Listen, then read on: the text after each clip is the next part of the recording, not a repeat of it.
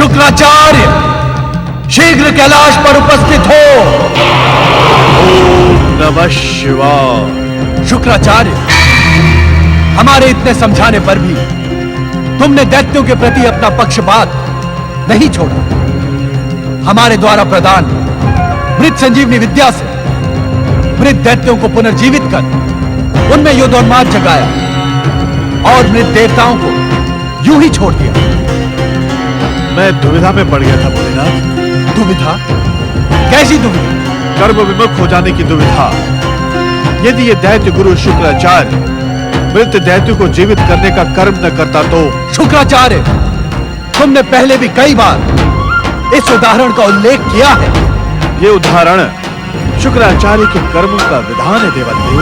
नहीं, यह उदाहरण की दैत्य गुरु दैत्यों के प्रति अपने कर्तव्य का निर्वाह नहीं करेगा तो क्या करेगा? तुम्हारा कर्म था। किंतु देवगुरु बृहस्पति के साथ मित्रता की सौगंध लेने के उपरांत तुम्हारे नए कर्तव्यों का विधान निश्चित हो गया था। भोलेनाथ, शुक्राचार्य, तुमने अपने मित्र बृहस्पति के प्रति ही नहीं, हमारे प्रति भी विश्वासघात किया है। नहीं नहीं भोलेनाथ, उस मित्रता के साक्षी हम स्वयं थे। हमारे सामने ही तुमने बृहस्पति को हृदय से लगाकर अटूट मित्रता के लिए हमारी ही सौगंध खाई। निसंदेह भोलेनाथ, मुझसे भयानक अपराध हुआ है, मुझे क्षमा करें भोलेनाथ। नहीं, मित्र से विश्वासघात एवं हमारी असत्य सौगंध लेने के लिए तो हम एक बार तुम्हें क्षमा कर भी देते, किंतु मृत संजीवनी विद्या का दुरुपयोग कर तुमने शिव भक्त होने का अधिकार भी खो दिया है। जाएं, सिद्धि विहीन अपने असुरों के पास जाएं। नहीं भोलेनाथ, नहीं, मुझसे मृत संजीवनी सिद्धि न छीने, अन्यथा मैं निर्बल होकर रह जाऊंगा। तुम्हारे जैसे विश्वासघाती पर निर्बलता ही भली लगेगी शुक्राचार्य। यह अपराध मुझसे अज्ञानवश हुआ है भोलेनाथ। नहीं शुक्राचार्य, नहीं, तुम तर्क के ज्ञाता हो, विद्वान हो। यह अपराध तुमने अज्ञानवश नहीं किया, अपितु अपने अपराध को आवरण में लपेटने के लिए तुमने अपना उदाहरण भी प्रस्तुत किया। भोलेनाथ, मुझ पर दया करें। नहीं, तुम्हारे इन दुष्कर्मों पर दया की कोई संभावना नहीं है। कृपा निधान, क्षमा करना आपका स्वभाव है। एक बार मेरी दुष्टता को क्षमा करें। मैं हृदय से सच्चा शिव भक्त हूं। शुक्राचार्य, हम स्वयं अपने वचन असत्य नहीं कर सकते, किंतु यदि तुम्हारे मन में शिव भक्ति शेष है तो जाओ, धूम्र तप करो। धूम्र तप के पश्चात ही तुम्हें हमारी कृपा प्राप्त हो सकती है। प्रणाम। नारद,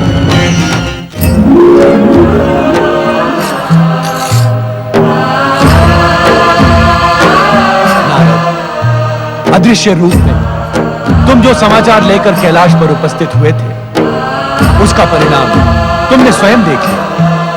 अब कोई अन्य जिज्ञासा शेष है? नहीं भोलेनाथ, आपके एवं माता पार्वती के दर्शनों से मेरी उपस्थिति सफल हुई। अब आप दोनों मुझे आज्ञा दें। नारायण नारायण। आपने उचित ही किया स्वामी। शुक्राचार्य से मृत संजीवनी का अधिकार छीनकर आपने दैत्य शक्ति को विनाशक होने से बचा लिया।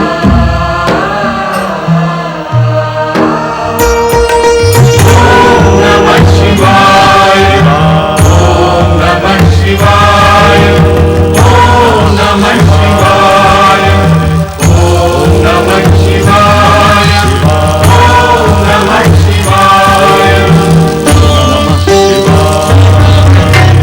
हे गुरु बृहस्पति, हमें आपसे कुछ कहना है। पधारे देवराज, आपको भली भांति ज्ञात है कि हर समस्या का समाधान भगवान शिव की आराधना से प्राप्त होता है। आप भी हमारे साथ शिव आराधना का आनंद लें। हर कार्य का एक समय होता है देवदेव। शिव आराधना का कोई निर्धारित समय नहीं होता देवराज। उसमें तो हर क्षण हृदय को समर्पित रखना ही उचित है। हम आपकी इंद्र सभा में प्रतीक्षा कर रहे हैं। आप वहां नहीं पधारे तो विवश होकर हमें यहीं आना पड़ा।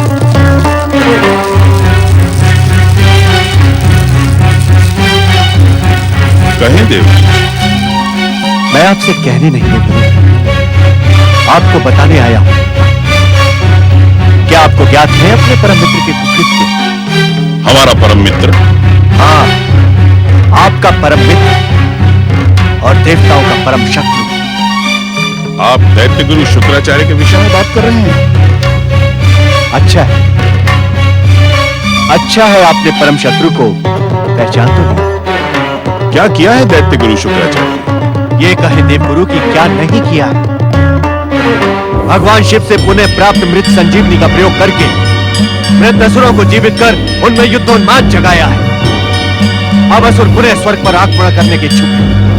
क्या आप सत्य कह रहे हैं देवराज? मेरी बात तो आपको असत्य लगेगी, क्योंकि आप स्वर्ग की पराजय के मूल्य पर देव शत्रुओं से मित्रता की सौगंध जो ले रहे हैं। देवराज, आपने भी तो हमें यही परामर्श दिया था ना कि असुरों की उद्दंडता को अनदेखा कर उनसे मित्रता करना। देवगुरु, क्या आपका वो परामर्श उचित था? असुरों से मित्रता की सौगंध तो आपने भगवान शिव के सामने ही ली थी। भोलेनाथ के न्याय की प्रतीक्षा करें देवराज। अब हमारे पास प्रतीक्षा का समय नहीं है देवगुरु। तो फिर ऐसी विषम परिस्थिति में आप क्या करेंगे? आगे बढ़कर स्वर्ग की स्वतंत्रता के प्रति सिर उठाती उद्दंड शक्तियों को कुचल के रख देंगे। नहीं देवराज, नहीं। क्यों? देवताओं की परम अजय शक्ति पर आपको विश्वास नहीं है देवगुरु? प्रश्न विश्वास का नहीं है देवराज, प्रश्न पुनरावृत्ति का है। आप भी वही करने जा रहे हैं जो दैत्य गुरु शुक्राचार्य ने किया है। शिव के प्रति उस अपराध की पुनरावृत्ति का परामर्श मैं नहीं दे सकता। आप भोलेनाथ के न्याय पर विश्वास रखें। वो जो कुछ भी करेंगे उसी में सबका हित छुपा है। हो सकता है ये भी उनकी महान लीला का एक अंग है। नारायण नारायण। प्रणाम देवगुरु। अपने गुरु के सम्मुख ये सप्तम सुर का प्रयोग क्यों हो रहा है देवराज इंद्र? आपके इस आचरण से मुझे आपकी शिक्षा पर संदेह हो रहा है। मेरी शिक्षा पर संदेह ना करें देवर्षि। मैं शिक्षा आश्रम का सर्वश्रेष्ठ विद्यार्थी था।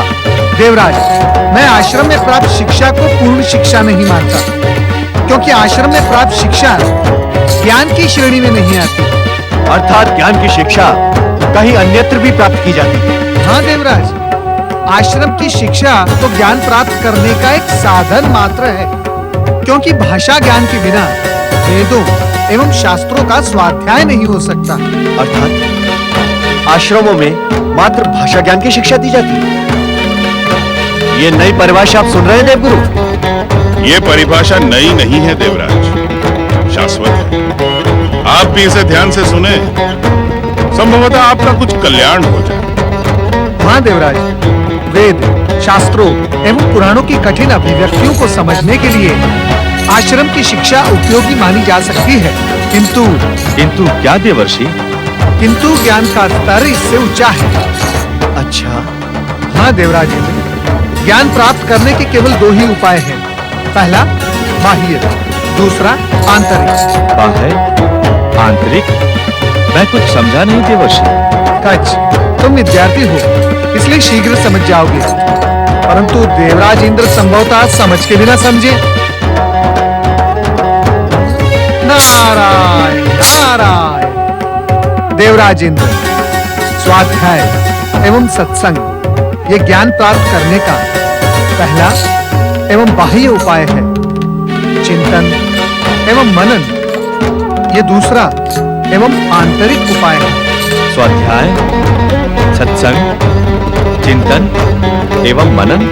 हाँ कच, किंतु दुर्भाग्य से हमारे देवराज इंद्र के पास ज्ञान प्राप्त करने के इन चारों उपायों का अभाव है। स्वाध्याय के लिए इनके पास समय नहीं है और सत्संग के मध्य ये सप्तम सुर में पहुंच जाते हैं। देवर्षि नारद, देखा ना तुमने कच, ये पुनः सत्संग के मध्य सप्तम सुर में पहुंच गए। देवराज इंद्र, कृपया क्रोधित ना हो। अपने गुरु षड्यंत्र के अतिरिक्त आप चिंतन करते ही कहाँ हैं? और रहा मनन, मनन तो आप वही करेंगे जो आपके भीतर है। अर्थात अर्थात को समझने का प्रयत्न न करें देवराजेंद्र, वो बहुत कटु है। संभवतः आप सुन न सके। मैं नहीं सुन सकूंगा तो ये सब तो सुन लेंगे। आपके तीक्ष्ण व्यंग बाणों से इनके हृदय को शीतलता तो मिलेगी। इन सबको सुनाने की कोई आवश्यकता भी नहीं है देवराजेंद्र। ये सब आपके हृदय में समाई दुर्भावनाओं से भलीभांति परिचित है। और रहा प्रश्न शीतलता का, सो शिव भक्ति के कारण इन सब का हृदय शीतल रहता ही है। देवर्षि नारद, यदि आपका ये व्यंग सत्संग समाप्त हो गया हो तो मैं आपको अपने सत्तम सुर तक जाने का कारण बतलाऊं? नारायण नारायण, उसकी कोई आवश्यकता नहीं है देवराजेंद्र। इतना महत्वपूर्ण विषय अनावश्यक कैसे हो गया देवर्षि? वो इसलिए देवराजेंद्र कि दैत्य गुरु शुक्राचार्य के दुस्साहस से क्रुद्ध भगवान भोलेनाथ ने उनकी मृत संजीवनी की भी सभी सिद्धियां छीन ली है। देवर्षि नारद, दैत्य गुरु शुक्राचार्य शिव आराधक है। क्या भोलेनाथ ने ये सिद्धियां सदैव के लिए छीन ली हैं? देवगुरु, भगवान भोलेनाथ का क्रोध तो सभी सिद्धियां सदा के लिए ही छीन लेता, परंतु दैत्य गुरु शुक्राचार्य की क्षमा याचना पर भगवान भोलेनाथ ने उन्हें धूम्र तप करने का परामर्श दिया। उसके सफल अनुष्ठान से वे पुनः शिव कृपा प्राप्त कर सकेंगे। गुरुदेव, ये धूम्र तप क्या होता है? शुक्राचार्य को यज्ञ कुंड से धूम्र प्रकट करके तब तक उसका सेवन करना होगा जब तक भोलेनाथ प्रसन्न नहीं हो जाते। तपों में यह सर्वाधिक कठिन तप माना जाता है देवराज। ये तो शुभ अवसर है देवगुरु। अनायास ही हमें मनवांछित दिशा मिल गई। असुरों को सदा सदा के लिए समाप्त करने के लिए हमें किसी भी मूल्य पर इस तप को पूर्ण नहीं होने देना। क्यों देवगुरु, इसमें तो आपको कोई आपत्ति नहीं है ना? हमें विचार करने का समय दे देवराज। ठीक है, आप इस आपत्ति का मूल्यांकन करते रहें और हम इस धूम्र तप को खंडित करने का उपाय सोचते हैं। मृत संजीवनी शक्ति आपसे छीन लेना शिव का आपके प्रति अन्याय है दैत्य गुरु। नहीं नहीं असुरराज, शिव किसी के प्रति अन्याय नहीं करता। वो तो न्याय की मूर्ति है। किंतु ये न्याय नहीं है, हम इसे कदापि स्वीकार नहीं करेंगे। शिव की आज्ञा स्वीकार करने के अतिरिक्त अन्य कोई मार्ग नहीं रहता महासुर। प्रत्येक मार्ग हमारी भुजाओं की शक्ति में सुरक्षित है दैत्य गुरु। हम इसका विरोध करेंगे।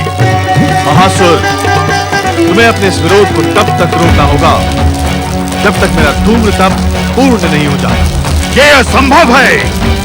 देव हमें निर्बल और आलसी पुकारेंगे। हम अपने अभियान को कदापि नहीं रोक सकते।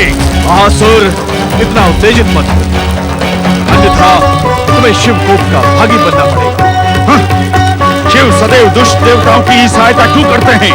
क्योंकि वो तुम्हारी तरह बार बार पाताल पर आक्रमण नहीं करते। तुम स्वर्ग पर आक्रमण करके हिंसा उत्पन्न करते हो और शिव शंकर को हिंसा प्रिय नहीं, वो तो प्रेम के आकांक्षी है।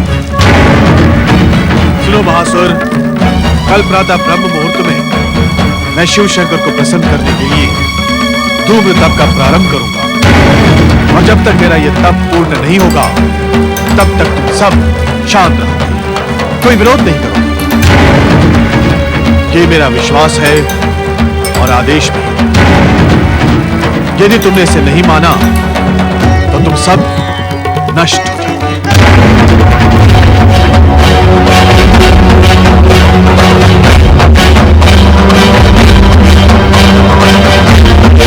ये क्या कह रहे हैं देवगुरु? शुक्राचार्य का धूम्र तप खंडित करने के लिए मैं पुत्री जयंती को भेजूं? इसी में सबकी भलाई छुपी हुई है देवराज। नहीं देवगुरु, नहीं। ये प्रस्ताव अनर्थकारी है, अपमानजनक है। हम इसे स्वीकार नहीं करते। देवराज, कभी कभी हम जिसे अनर्थ व अपमान समझते हैं वही विधि के विधान से लोक कल्याण, जनहित व धर्म से जुड़ा हुआ होता है। देवगुरु, मुझे दुख देने के अतिरिक्त आपके पास क्या कोई अन्य परामर्श नहीं है? देवराज, आपको दुख पहुंचाने का प्रयास नहीं है। पिता के हृदय से पूछिए कि पुत्री को शत्रु के मुंह में धकेलना दुखपूर्ण है अथवा नहीं है। देवराज, आप जयंत और जयंती के पिता होने के पूर्व देवताओं के राजा भी हैं। आपकी प्रजा का प्रत्येक नागरिक आपके लिए जयंत और जयंती के समान ही है। समाज कल्याण, लोकहित व जनहित के लिए एक राजा को अपने व्यक्तिगत हितों का त्याग करना आवश्यक है। नहीं देवगुरु, नहीं, ये असंभव है। पिताश्री, मैं स्वयं इस असंभव को संभव बनाने की इच्छुक हूँ। नहीं, मैं अपने स्वार्थ और स्वर्ग की सुरक्षा के लिए तुम्हारा जीवन संकट में नहीं डाल सकता। स्वर्ग की सुरक्षा, देवताओं के कल्याण एवं प्रजा के हित के सामने तो मेरा त्याग बहुत ही छोटा है पिताश्री। पुत्री जय, ये तो तुम्हारी भाषा नहीं लगती। ऐसा प्रतीत होता है कि तुम्हें देवगुरु बृहस्पति ने पहले से ही सीखा पढ़ा दिया। पिताश्री, आप देवगुरु पर मिथ्या आरोप लगा रहे हैं।